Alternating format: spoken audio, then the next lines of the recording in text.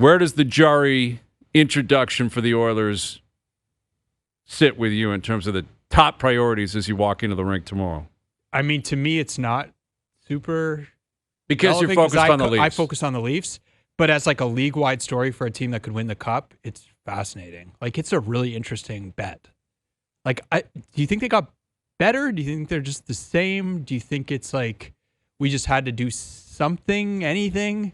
Yeah, so I think it's a combination of a lot of these things. If you're not aware of this, the Oilers finally made their big goaltending trade, right? Finally made it. We've been talking about it for years. They acquired Tristan Jarry and forward Samuel Poulin from the Penguins in exchange for Stuart Skinner going the other way, Brett Kulak going the other way, and a second-round draft choice in 2029.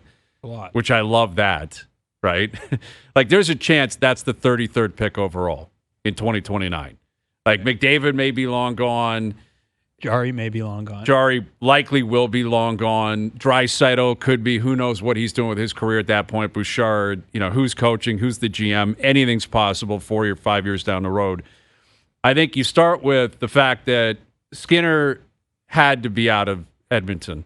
He had to go. He couldn't keep playing there. And I know the timing's strange because they're winning and he's playing very well. They won last night and he was in net. He's playing very well. His stats the last 4 or 5 games have been very good. As you know, trades take a long time to actually be completed. This probably started 3 or 4 weeks ago, if not longer. Maybe it started in the summer. Yeah. And it just kept building and building and building. I think if you look at it from Edmonton's standpoint, they had to change something in net. Now, did they get better? I'm not convinced. Tristan Jarry was literally in the minors last year. He was on waivers. Mm-hmm. He's had a decent year this year, not great. He's got 2 more years left on his deal at $5.75 million, I believe. Yeah. Big ticket. The same number of years that McDavid has left. That's what sticks out to me. Everything else, we can talk about whether or not Skinner's going to work in Pitt. I think it's a brilliant trade for the Penguins, and I credit Dubas because he's a mover and a shaker, man. He makes trades. And I don't think he's buying into this start in Pittsburgh. I think he's looking at it for what it is. Good start, great. Not changing my, big picture plan. Mm-hmm. But this is the goaltending move for the McDavid window. This is it. Like Jarry's got this year and the next 2, just like Connor. So it's Connor McDavid tied to the hip with Tristan Jarry. He got to a Cup final with Stuart Skinner the last 2 years. Mm-hmm. Can Jarry get them over the top?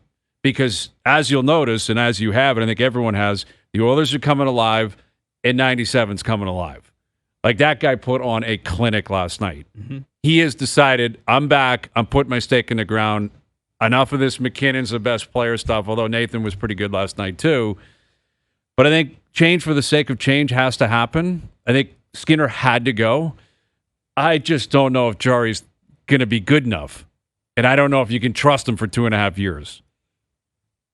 I looked up the save percentage for the last 3 years, including this one, 3 seasons. So Jarry is at 900, Skinner 899. Now, like save percentage, whatever, and different teams too. You got to take that into consideration. Pittsburgh's been awful the last 3 years. But to your point, like, what is your Jarry's percentage that he's going to be better? Like substantially better? No, let's just say better. 70%. You're that high. I don't think Skinner could exist in that world anymore. Because of like all the noise. Yes, and how awful he's been this year, how bad it's been. The Chris Knobloch answer a couple of weeks ago where he's like, I don't think so. Remember when he was asked, like, has your team just completely lost faith? I think he had to go. Mm-hmm. And that doesn't mean Skinner can't or won't work in Pittsburgh. Doesn't mean that Skinner's been a complete disaster. I credit him because I think his attitude has been very positive throughout all this. He's healthy, which I really appreciate. The guy plays every single game. Mm-hmm. Like, he's a throwback. Doesn't get hurt all the time. Exactly. When he doesn't play, it's because his play is so poor, they take him out. But I'm not convinced Jarry's any better than Skinner, but he's different than Skinner. And I think it's worth it in Edmonton to have something different. I think what's frustrating if you're an Oilers fan is there's been other deals over the last 3 or 4 years, other goalies that have moved that they chose not to get in on. And this is the play. Who are you thinking of? Well, I mean, I'm trying to think back. Like obviously, big name goalies have moved. Spencer Knight has moved. There's been guys, but they didn't have a Seth Jones to necessarily trade to get that guy. But see, I think that's part of the conversation now. Is there someone else you could have gotten now who is better? Like, obviously, Binnington is the name. I don't know that he's better He's not playing better, No, he's on a worse. but that's team. a vibes acquisition. So that's part of it to me, and then the other part is the cost. Like, is it worth that? Basically, I mean, it's Kulak and that pick.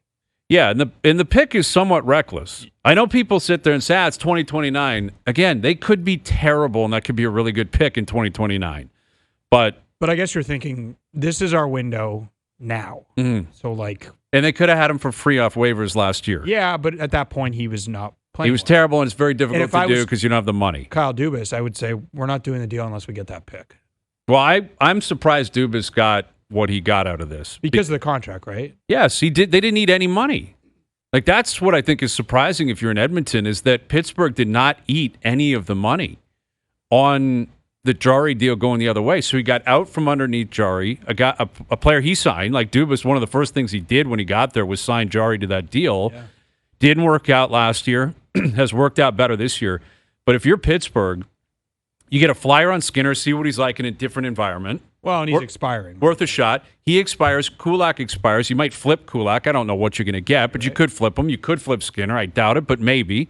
So you get out, you get flexibility and a second rounder in the future, and you didn't need any money. Yeah. Like if I'm Pittsburgh, I think it's a home run. It's a brilliant play.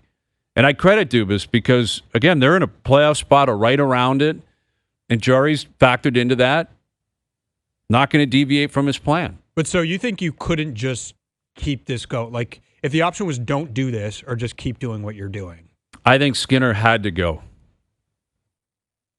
And I know it makes it complicated because then you start looking at what it costs to get him out and was it worth it in terms of Jarry being the option. I get that completes the chat. And you're tied to him, right?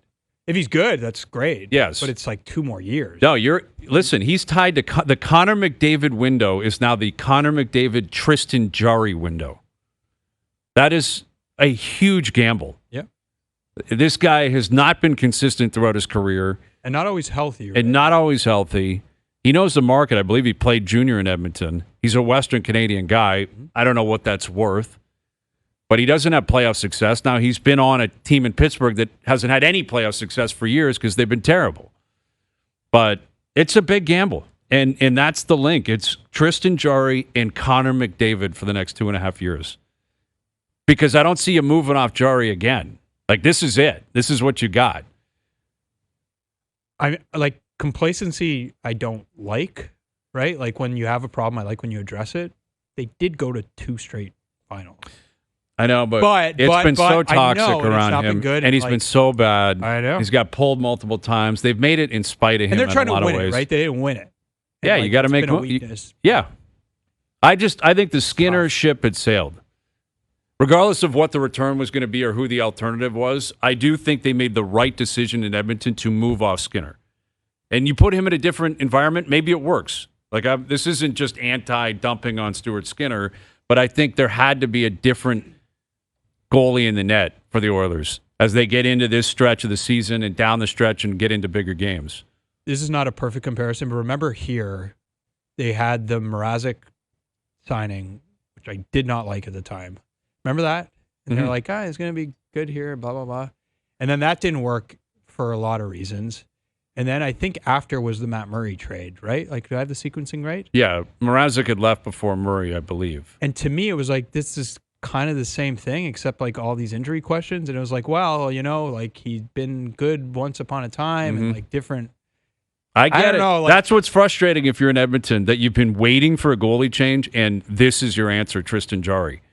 It's not going to let you sleep easy at night. But like it's a big gamble. If not him, who? But that's the question. And again, you can probably look over guys who have been flipped, Scott Wedgwood and Mackenzie Blackwood and some other goalies over the last few years, and some guys plucked off waivers. I mean, some guys drafted. Last night for San Jose, it's like... Yeah, there was a guy that was available. Now, again, is that going to make you sleep well at night? Probably not. But you got to be realistic. Like, Hellebuck's not available. No. You're not getting Sorokin. You're not getting those guys.